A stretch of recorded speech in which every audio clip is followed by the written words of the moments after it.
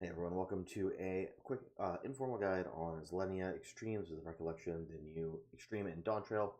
We'll be showing my point of view on stage of our first clear. There's a couple mistakes towards the end, but I'll be going through the strats, what they were supposed to look like, as well as a couple of alternates that I'll talk about beforehand, so that way you know that the strat you're about to see on the screen is the one that I'm actually talking about. But to get started, we're just going to pull the boss, and this fight's going to start out with a raid wide. Anytime you see this cast bar for Solar Catharsis, it's a raid wide. And beforehand, we wanted to set up our clock spots, just like always, and our group. So we're going to start off in our clock spots. And the first mechanic here is going to be shock. So all that's going to happen for this mechanic, it looks very complicated, it looks kind of confusing. But all that's happened is that either one roll is going to get this big donut AoE, you can see the donut because there's a smaller circle around me, or a just a simple AoE around them on the DPS.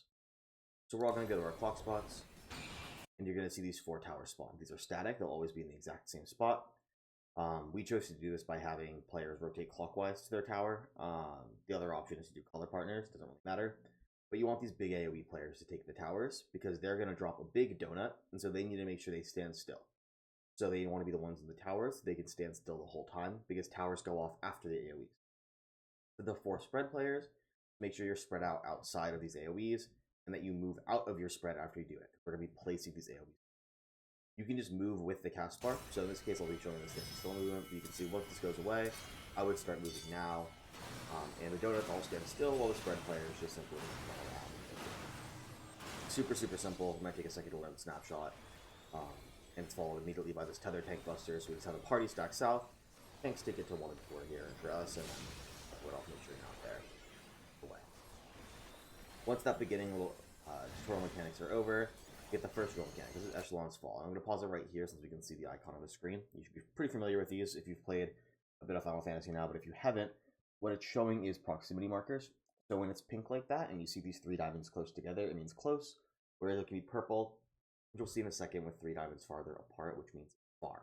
So what this means, he's going to put 4 proteans that target either the nearest or farthest players and give slashing resistance down. It means you're required to make sure that you alternate who takes these.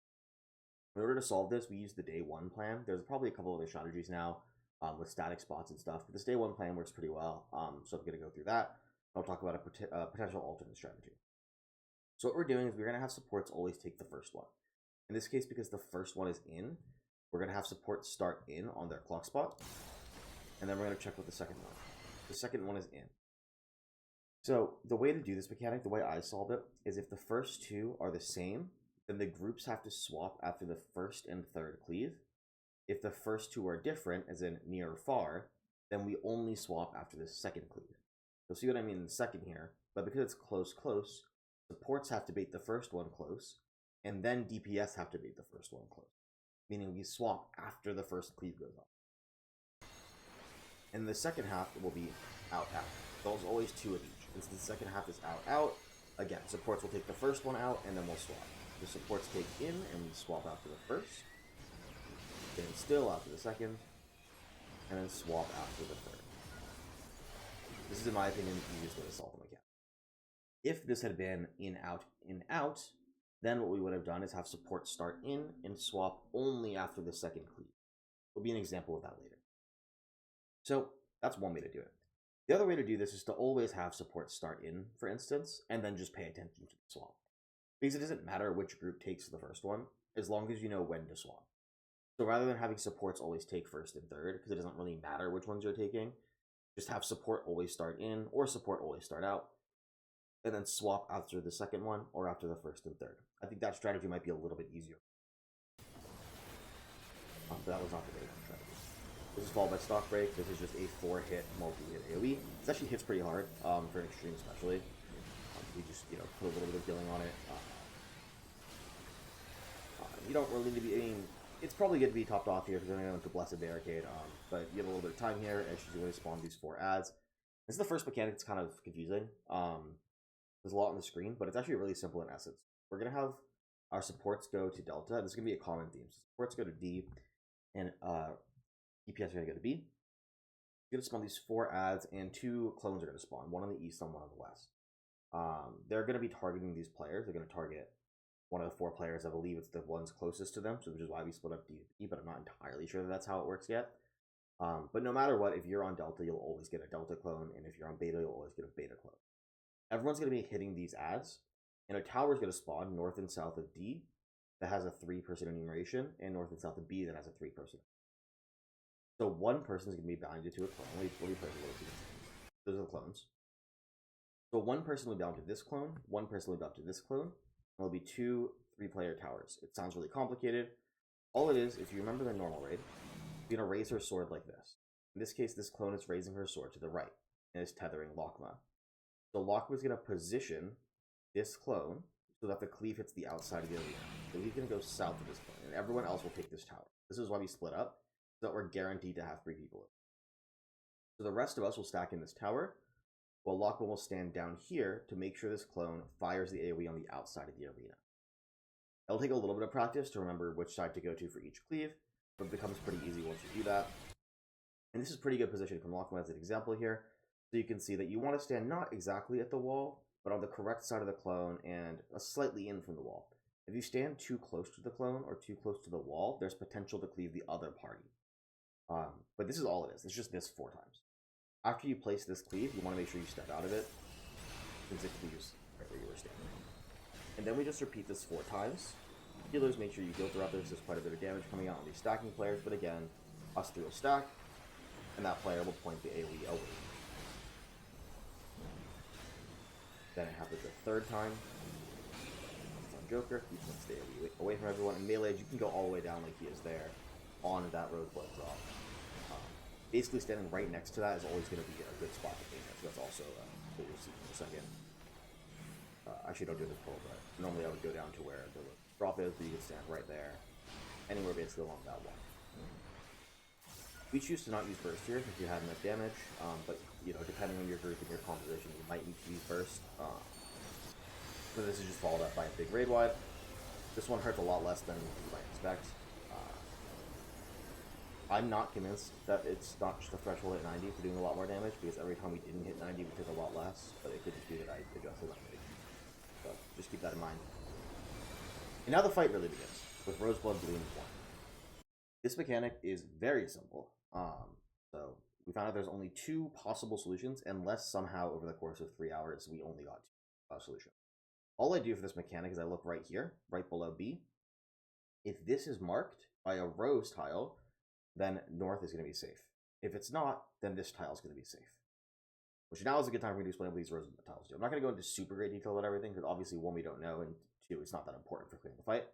But all it is that these rose tiles are going to explode whenever they're hit by any AoE. And if you ever at any point have a rose over your head, or some sort of thorns over your head, you cannot touch the tiles. They will explode and kill you. So throughout the duration of this mechanic, a lot of AoEs are going to be going off, so we want to make sure we avoid these rose tiles, so that way we don't get hit by any of the AoEs that are exploding them. And you'll see what I mean by exploding them, because they'll flash every time they're hit by an AoE. So in this case, beta's marked, so we're all going to run up towards alpha, and this is one of the 2 patterns. Either it's going to be rotating counterclockwise from A, in which case we're all going to start at A and go this way, or it'll be B and go the other direction. So I think you can see my mouse, it'll start here, and we'll go around this way. Those are the only 2 patterns. You do not need to worry about anything else. This is the harder pattern, so I'm glad I can show you this. Another thing to note is that you cannot run through the middle. Gwyn Yarnum ran through this puddle in the middle that gives him a very heavy bleed. It's the same as the normal. You can heal through it, as you'll see us do here, but you really shouldn't. So now all we're going to do is follow behind this AoE, but you can see every time it strikes this, it's flashing. So we just follow behind it, move very slowly, and we avoid... I'm going to go back a second here. You can see this tile here is lit up by the rose, so as we follow behind it, we make sure to avoid that tile. I don't know how many AoEs there are. My way of figuring out when this ends is when it matches up with this pizza slice here. So you can see that last one matched up with the pizza slice, which means it's time to spread. For this, we just all aimlessly spread the first time and then went to the same spots every single time. So I always went to this corner, healer always 2 healers at the wall, one ranged, just spread out. One thing to note is that this counts as thorns around you, like I was saying earlier. So you have to make sure that you are not touching any of the rose tiles. So we go here and we spread out. You can see that we're all fine. We're all on a tile that does not have roses on it. And the mechanic resolves. One thing to note again here is that this is followed up immediately by a raid wide, so if you mitt towards the end of this, you can mitigate a lot more damage, since this actually does pretty decent damage, especially if someone was taking the bleed or you have bombs from messing with earlier.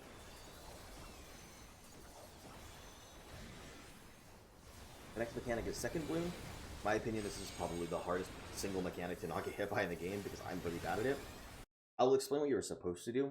I almost guarantee that every single person in this party gets hit by this mechanic. What's going to happen is, like the normal, there's going to be an in and an out, and she's going to do 8 cleaves back and forth. So 1, 2, and then maybe 3, 4, etc. Each of these in-outs is going to hit the rose tiles, because that's the one with the rose around.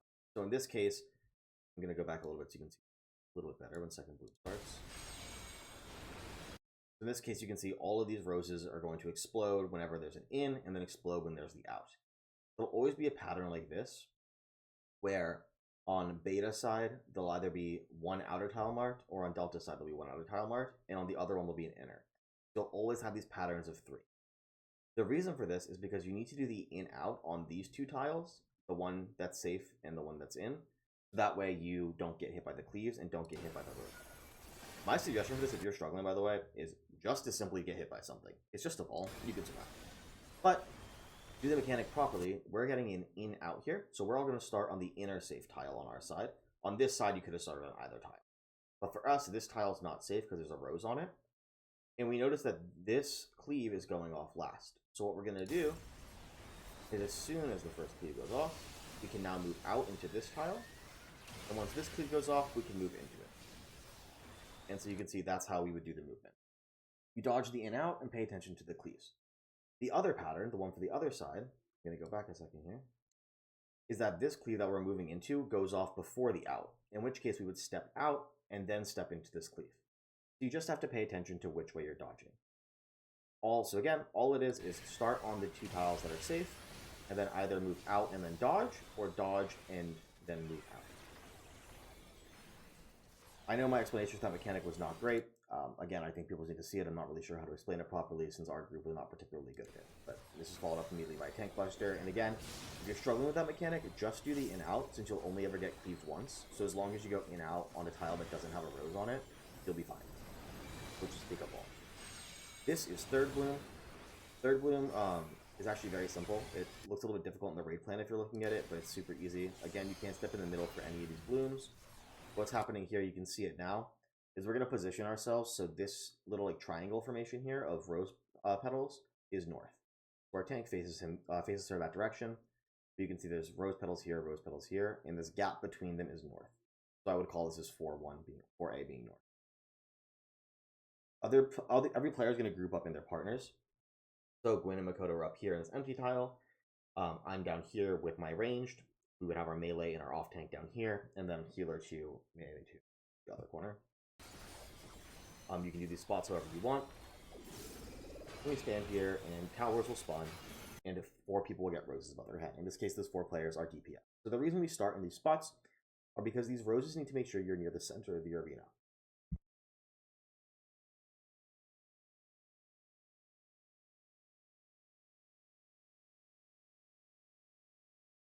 Rose tiles all explode as one big thing. So if they're all connected, then the explosions will hit them multiple times. For example, if we placed a rose petal on this tile here, then these 2 towers would now be connected and would hit those players multiple times. So to resolve this, we're going to need to place our 3 roses here, here, and here. So that way no tiles are connected. That way we have one big shape down here, and then individual shapes here. And the last player is going to put their tile here.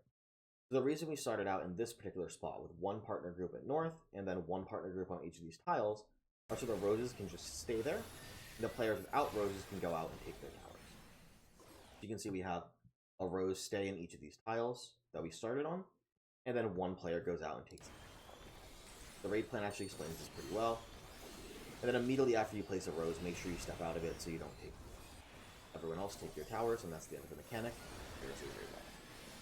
Watch that again one more time just so you can see how it works. You place the roses, move out of it, and then the stack comes up. That's all. Super simple. Next is another raid wide. Bones from Roseblood 2 will still be up for this raid wide. So if someone took multiple hits, make sure to go extra. Now we have Bud of Valor. This is kind of a non-cast, you're sending the clone. Clone is irrelevant in this mechanic. And this mechanic is probably the most confusing when it appears on your screen. But there's a very simple solution. We're going to have supports go to Delta and DPS go to Beta, just like before, as Echelons fall begins to cast, exactly the same as the first. The difference for this one is that one group, as I like to say, has a bunch of shit on them. The shit that we're looking at is this blue.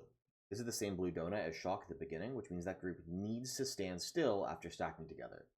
Other group, or maybe someone in this group, it's random, will have stacks. In order to resolve this mechanic, the people with the blue AoE on them will always take the second hit of Echelon's Fall, because they cannot take the first hit, because they need to stand still. So in this case, we both stack on the edge of the boss's hitbox, but because it's in first, and supports have this donut, DPS are the ones that need to go in. To do this, we assign new spots that you'll see here in a second, but then we just pay attention to it's in. So just like the first one, we're swapping after the first and third cleave, because the first two were the same. So we just wait, the stack goes off, and now immediately the group without the donuts needs to move into position. The donut group needs to stand still and trust their team. You can see the stack goes off, and the DPS spread out like this. And you can see the way they spread is in an arcing formation on the other side of the arena. First hit of Echelon's Fall goes off, and since it was in, now the tank's healers move in. And we spread left to right in an order that we preset as healer, tank, healer, and on the other side, ranged, melee. We take the cleave, we stand still because it was in, and then we swap after the third one. So very similar to the first Echelon's Fall, the spots are just slightly different, and instead of deciding who's taking it first based on role, the person who takes it first is only based on which group does not have the donut. This is why I think doing the first one in a static way might be a little bit easier, because it makes that mechanic a little simpler to understand later on. This is followed up by Awkward, but let's watch this mechanic back one more time from the beginning. The blue AoEs are on supports, meaning that DPS are taking the first one. It's in, so we're swapping after the first and third. DPS in, swap after first and third. Stacks go off, DPS are in, swap after first. So here, I should be a little bit further in for safety, but it's not a big deal. And then swap after third.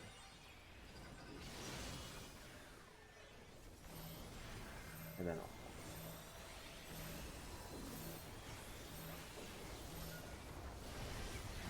I would say that that mechanic is one of the hardest ones to play to really understand and to get down perfectly. So make sure to take an extra second to look at it and understand exactly what you're doing. Fourth Bloom is one that is hard on paper, but really not that difficult in execution. So we start on C, because we want to start wherever the big gap of rows is. So we're going to see the rows before I kind of go into it again. But we're always going to start on the big gap. You can see in this case, north or south, one of these two will always have a big gap. In this case, it's south, because we can see all four of these inner tiles are safe. That's what you're looking for. In this case, north is not safe because these two are. We're all going to start near C. We're going to have group 1 prioritize the left and group 2 prioritize the right. And we're going to have our 4 players get marked with roses, either supports or tanks healers, just like before. And in this case, DPS are marked, either supports or DPS. DPS are marked with roses. So the 4 DPS players are going to stay here and take up these 4 tiles here. So see where they're standing right now is where they're going to end up. The remaining 4 players need to run across the arena, around the arena, so that you don't hit the middle, and spread across this side. There's an easy way to do this, which is to spread in your Echelon's Fall position. So healer 1, tank 2, healer 2. You want to make sure these spreads don't touch any of these rose tiles over here. So that's why the healers need to tuck into these corners. Or the middle of this tile is fine. You can see the AoE over your head. That way you don't hit this tile. You'll see what I mean in a second with the way I spread. The only issue with this is that this tank player cannot be on this rose tile. You cannot be standing on it because you'll die. So the melees need to make sure they tuck in together on whichever pizza slice is safe here, which you'll see in a second. I run around the arena, get an AoE, and I just tuck into this corner so that I'm not hitting this pedal. I could have stood much further to the right, but it doesn't matter. And we line up in order, but Joker notices his tile that he's supposed to stand on has an AoE, so he adjusts and gets back here behind the cone. All the AoEs go off, and now what everyone is going to do is group up on the opposite side of where we started.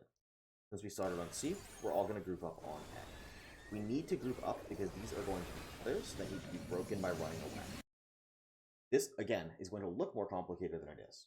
As soon as the tether debuff appears, which is exactly when the cast bar for Banish appears, we're going to have tanks healers run left and DPS run right. I recommend sprint. Tethers appear, we move. And now what's going to happen is one person in each group will have AoEs or stacks. We don't really know how the split works right now. It doesn't matter. All that matters is that while you're running, if you see something over your head, a stack or a spread, you cannot be on this tile, the rose tile. Everybody else should be. So as Banish is being cast, we sprint over here, and Lakma, the only one with this stack or spread over his head, stands off this tile. Everyone else stands on it, within the stack or spread. Now the reason for this, if you're dying to this mechanic, if you're dying to Banish, the reason is because we are taking this stack as an entire party, because it's connecting by the rows. And so because of that, we're able to survive the damage.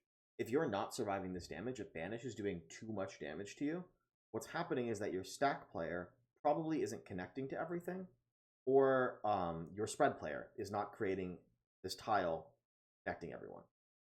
So make sure that both the stack and the spread are standing just outside of it, so they still touch this tile and can blow up the whole thing for everyone. Again, we're not entirely sure exactly the mechanics of the entire fight just yet, but that is basically how it works. That you need to make sure you execute like that. And then there's a raid line. Let's watch this mechanic back one more time so you can see the thing.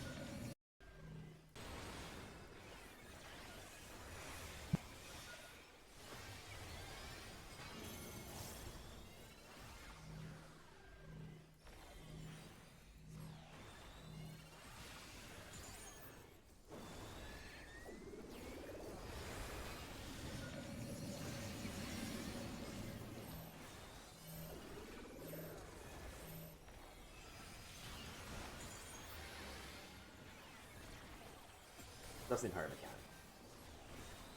After this, there's only two more big mechanics before one that, to be honest, I still don't think anyone really knows how to solve. I don't know if someone has an actual solution out there, but I don't suggest, at least Sirens, if you can hear me. I don't suggest this video if you're looking for a final answer to Rose Gold Pack. But I'll talk about how we can do it. Again, Flood of Valor is going to start, and Echelon's Fall starts here. And now this is the part where you're going to see me die. That's because I execute the mechanic poorly, and I also think our strat was kind of bad. But do this, I'm going to go over our strat, and then I'll play it back describing the strategy that I think makes a little bit more sense. All that's going to happen is it's the exact same thing as the first Echelon's Fall, except there's a cleave at the beginning, and there's a cleave at the end. That's all it is.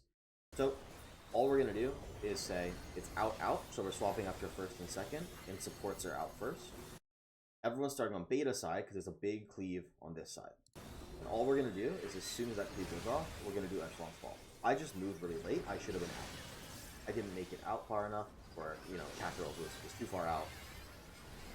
So we try to execute the mechanic, but unfortunately we leaves. But after Echelon's Fall is over, we just simply dogs the next cleave.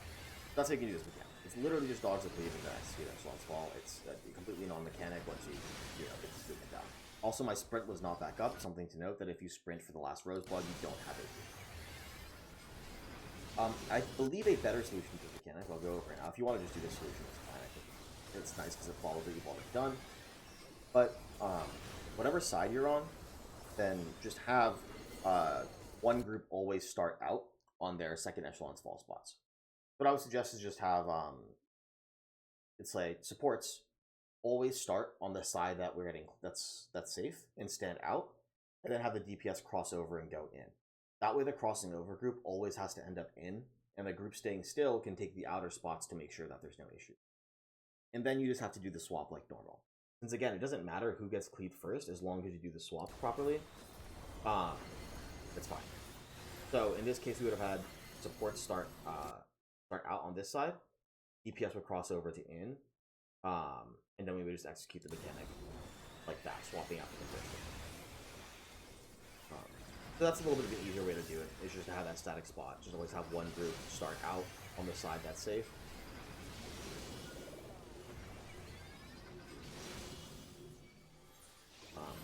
still a fine solution. I'm sure more solutions to that mechanic that are easier and good for whatever your group wants will come out as you define new strats for this fight. Next is Roseblood 5th Bloom. You're going to see a lot of deaths during this mechanic, but that is because we've only seen it like a couple times. It is basically 2nd Bloom. The only difference is that there's going to be basically half room cleave. The cleave is not going to be completely half room. There'll be a little sliver, still safe. These are going to be those cleaves on the outside of the arena that we've seen from. Give me a couple quick cleaves as the flashing lights signify these cleaves spawning the outside of the arena. You can see the first cleave is up here, second cleave is down here. So what this indicates is where our safe spots are going to be. So in the first cleave, 1 and 3 are the only safe spots. Let's slow it down. 1 and 3 are the only safe spots because they're the only ones that have the arena safe. But we need to make sure we want to end up near 1 because that's the one that's getting cleaved second. There's an out in here like before, and the person who solved this mechanic for us solved it wrong. These roses are going to explode with the out in, so we want to make sure we're tucked in here. That way we can avoid getting hit by anything and dodge over to this side afterwards. What we should be doing is standing basically where I'm starting and then crossing over to the safe side for the out in. But instead, we all decide to just take 1 hit of the AoE and then run over and dodge the second hit. Some people were slow by a hit, but if we run this back, you can see the exact movement that we should have done here. It should be a little bit clearer. We should have stood just south of D and then crossed over to dodge it. So standing just south of D would have been safe. The first cleave, and then you immediately sprint over to this corner here, this sliver that I end up in that was safe, as D had been cleaved. So that's how you do that mechanic. Again, it doesn't really matter. You can tank albeit or healer albeit. The damage check is not too difficult, but that is the correct solution to it. One more buster, that was a little scary, but 1 buster, and then Roseblood 6. This is a mechanic that I haven't seen anyone solve yet. There's definitely solutions out there, but what's going to happen is we're going to get this exact positioning of rose tiles each time, and we're going to have 1 roll get marked with roses again. It's basically like Roseblood 3, but with a slightly different pattern. I believe the solution to this is to put roses on these 2 tiles here and these 2 tiles here. So the 2 tiles clockwise of each tower get roses. That way we don't connect everything. So we try to do that. And then Holy Hazard can only be dodged in 1 way. So you look at how you have to dodge it and dodge Holy Hazard. And then immediately take towers. The Holy Hazard goes off, and we take towers. The way we do this is, we should have just all taken a tower there at the end. I believe that is pretty much the mechanic of what you saw from my perspective of placing those roses there, and then dodging Holy Hazard into the tower as soon as you dodge it. So Holy Hazard goes off, and you're done. But most groups, I believe, are just tank LB now. So you just tank LB and sacrifice everything. And sacrifice the tower from there. And that's the entire fight. Once you've gotten there, you've seen everything. This Roseblood Bloom is the exact same thing as the first one, but the other pattern. This tile is safe, it's going to be here. Got the B, and we do the exact same. This time we make sure we stand in so we don't get hit. You can see it's trying to save the ball. But you can see what I mean by how, simple the DPS is. We have many DPS on the floor in the last minute of the fight, including our Picto. So it's really not too tough once you get to the fight. Followed up by a raid wide. And now, the remainder of the fight, there's just 1 tank buster and then a series of off points. So just have your tanks make sure they isolate the party so you don't have anyone's here. And then healers blow all your min right now. You're so low.